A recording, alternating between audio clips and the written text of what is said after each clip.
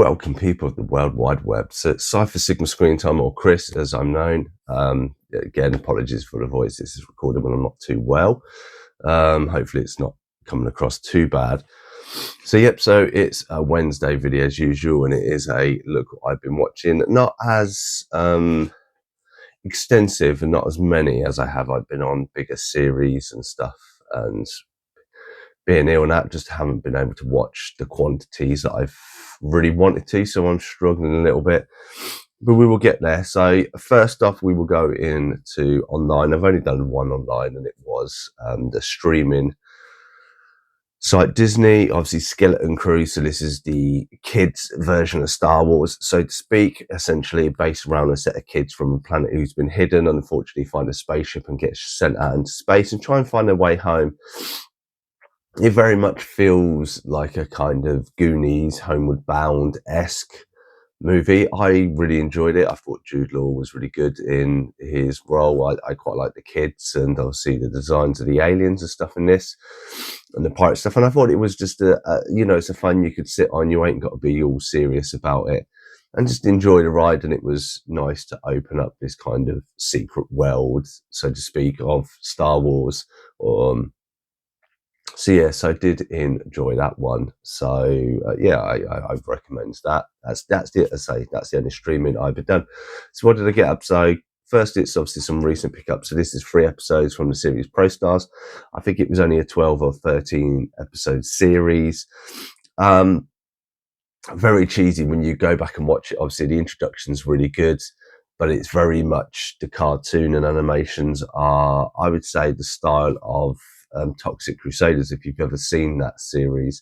Very silly, very out there. Obviously, they do have to try and save kids. Obviously, some kid in the world has an issue, and these guys come and fix it.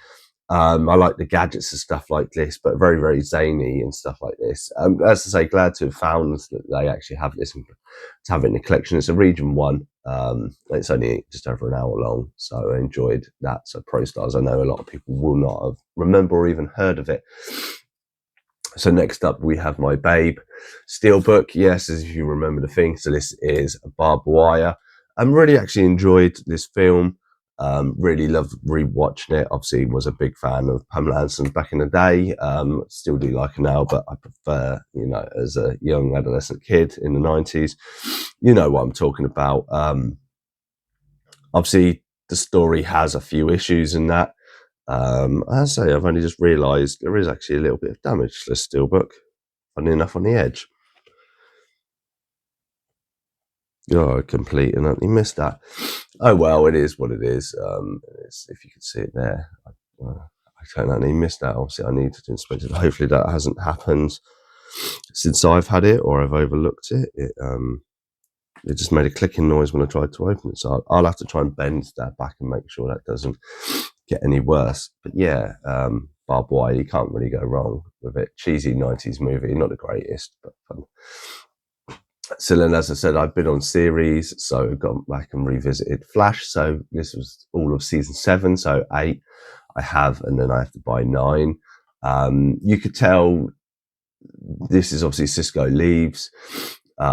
There's kind of some disconjointed effects. Like it starts off like every series kind of had an ending or left it open for something new, whereas the last series ended and this series kind of carries on for a few episodes before you kind of get the ending you expect, and then stuff kind of is returned, but then you have these kind of new powers of like strength and dream and all this stuff who then stop, and then it kind of, and it's kind of a series of, it doesn't really know what it's doing as it goes along.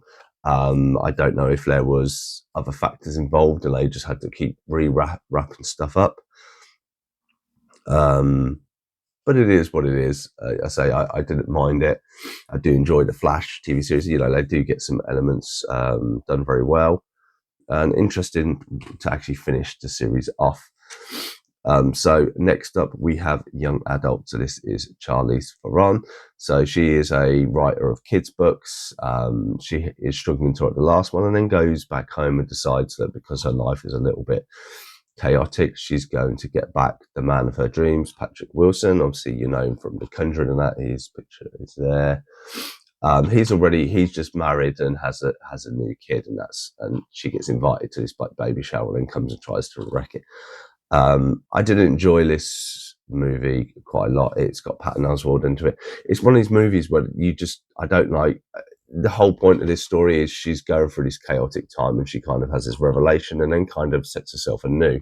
Great that is conveyed as it goes along, but it's just a character. There's not really much to love about it. She's just so chaotic throughout the whole of it. But by the end of it, I'm quite glad to see the back of this character. This will be going in the discard pile because, yeah, I'm not keeping it in the collection for that reason. So next up, one that my friends have got me on. So what is eating Gilbert's Grape? Gilbert Grape. Obviously, a very young Leonardo DiCaprio and Johnny Depp here. Very interesting. Obviously, they are part of the Grape family. Their mother is, as you can tell, this is a picture of the O family. Have two girls. The mum is overweight because the dad left. Gilbert's kind of got to take over stuff. And then, yeah, it's all chaotic and stuff. Leonardo DiCaprio is a kid with like Down syndrome or ADHD, and he is a bit more of a handful for the family to keep hold of, and it's just a very chaotic life. Has a few ups and downs within it, and then kind of has a conclusion.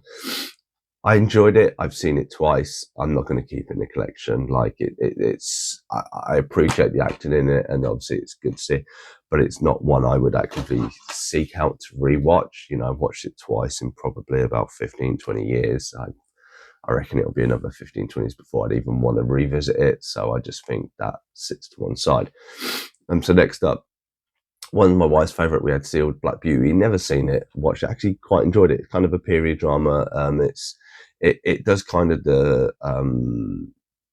it's kind of got the format that the horse can talk, but you learn about its story, and this is the whole point, and it goes through its life and having ups and downs and stuff like this, and I quite enjoyed it. It was quite nice. It's kind of the family friendly move from the 90s you don't really get. You know, you had like Homeward Bound and stuff like this and these sort of movies, and I really enjoy this sort of stuff.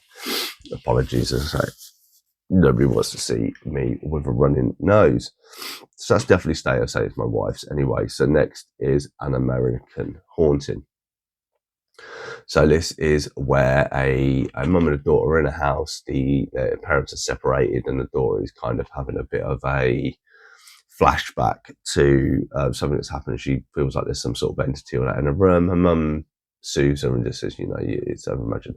She goes downstairs. The girl has got some stuff from her attic, and she goes, it wasn't it. And then the mum sits there and reads the stuff from the attic, and it's a journal. And then we go back in time, and essentially you realise that this, the previous owner of the house, played by Donald Sutherland, he kind of tricked a woman, tried to trick her out of her land. She then kind of cursed him and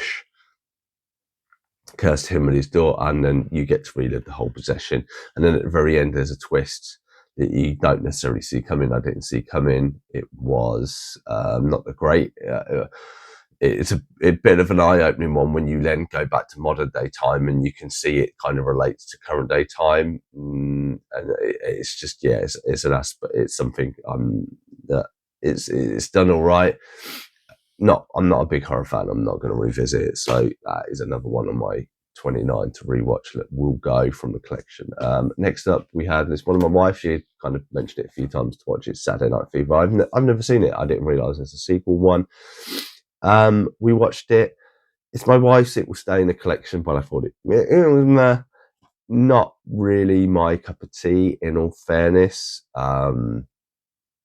An era in the 1970s that I'm not a big, you know, disco and stuff like that. It's all about the lads, you know, dancing and having that era. And it just didn't appeal to me on many different levels. And then, you know, the lads being stupid and stuff like this. I prefer John Travolta's later work after this, but so it's the wives. It will stay in the collection. I probably won't revisit it anytime soon. Maybe I might watch the Staying Alive, the sequel, see how good or bad that is.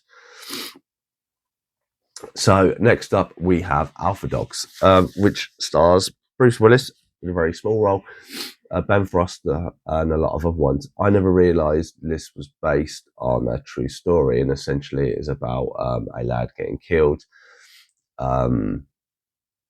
And the events of how that happens. I actually quite really enjoyed it. It's very interesting. It says like on the front, suspect 1, 2, 3, and you get to see it through like witness 1, 2, and 3, and it's basically about a kind of crime organization and how someone upsets them and they kidnap the brother, and then what happens to that brother in real life, and the people go down and whatever. And I don't want to say too much. I actually really enjoyed it. I was quite surprised. I do normally gravitate to movies that are based in real life because I like reading up about it and learning a bit more about it. So it is an enjoyable watch. Very good from Anton Yettig, obviously no longer with us. I thought he did a great role in it in the grand scheme of things. So that one will stay in there, which I was surprised. Next up was my 50p find from a charity shop with my wife recently, is The Mistress of Evil. So this is like the sequel to Maleficent, where Maleficent's daughter wants to marry the daughter of the king and queen, but the queen is evil when they come to odds. It was all right as sequels go. It had some ups and its downs, literally and non-literally.